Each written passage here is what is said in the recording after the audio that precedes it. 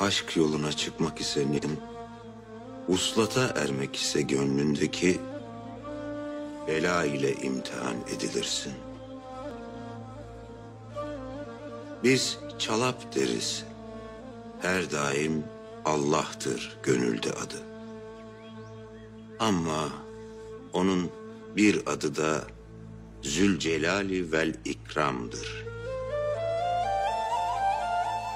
Kişi ister ki hemen cemalini göre, o güzellik karşısından mest ola.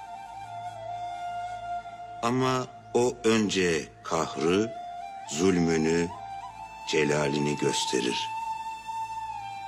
Zülcelali vel İkram.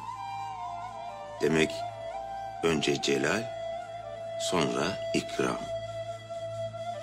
Önce kahır, zulüm, imtihan, çile, sonra lütuf, sonra ihsan, sonra ikram. Ya sebep nedir? Neden önce celal, sonra ikramda bulunur?